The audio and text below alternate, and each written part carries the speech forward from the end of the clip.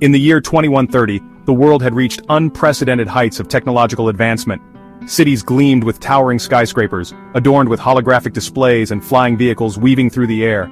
The skyline of Washington, D.C., now a hub of innovation, stood as a testament to human progress. But beneath this veneer of prosperity, the seeds of discord were already taking root. The year 2130 appears in bold, futuristic font at the bottom of the screen. Humanity had achieved what once seemed impossible: a global network of interconnected cities, seamless communication, and unparalleled access to information. Yet this very progress sowed the seeds of division. Nations grew wary of each other's technological prowess. Alliances that had stood for decades began to fray. As the world embraced the dawn of a new era, shadows of mistrust and uncertainty loomed large. The balance of power was shifting, and the consequences would soon be felt across the globe, fade to black. The television flickered. A news anchor, face pale, spoke urgently. "News anchor, breaking news, NATO is dissolved. The United States, citing irreconcilable differences, has withdrawn." Images flashed across the screen. Military convoys on the move, flags burning, protests erupting in major cities. The world watched in stunned silence. The anchor continued, voice tight with tension. "News anchor. In a separate but related development, Russian forces have crossed the Chinese border. Explosions are being reported in Manchuria. Panic, fear, uncertainty. The old world order, already fragile, shattered completely. A new era of global conflict had begun." John Miller, sergeant in the U.S. Army, never thought he'd see the day. Europe, once an ally, was now the enemy. His unit, deployed to Iceland, stared across the icy waters, their faces grim. "Lieutenant, remember, boys, they may speak English, they may look like us, but they are the enemy now. We fight for our nation, for our freedom." Miller wasn't so sure.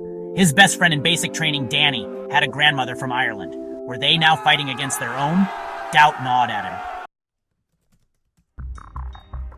In a darkened room in St. Petersburg, Anya Volkov, a young cyber warfare specialist, stared at her screen. She was a ghost in the machine, infiltrating NATO networks, feeding misinformation, sowing chaos. The orders were clear, her skills unmatched, but guilt gnawed at her. She had friends in Europe, people she'd met online, shared jokes with.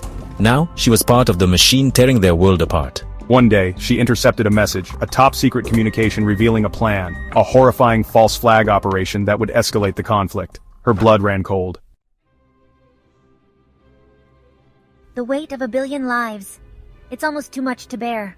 Ambassador Lin Wei, China's representative to the UN, watched in dismay as the Security Council descended into chaos. His pleas for peace, for reason, were drowned out by accusations and threats. I've dedicated my life to diplomacy, to building bridges, and now those bridges are collapsing, consumed by the flames of war. He felt the weight of 1 billion lives on his shoulders. Failure was not an option. As Russian tanks rolled across the border, Lin made a decision. I must reach out. I will find a way to talk, to negotiate, to stop this madness before it consumes us all. Ambassador Lin, his face etched with worry, sits alone in a quiet corner of a grand empty room, a phone clutched in his hand.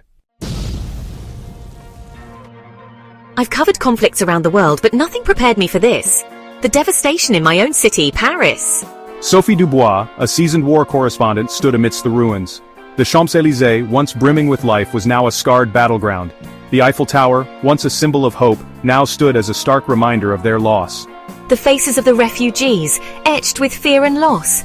I have to document this, show the world the human cost of this senseless war. She knew the world needed to see the truth, no matter how ugly. Sophie, in her flak jacket and helmet holding a microphone, stood amidst the rubble of a bombed-out building.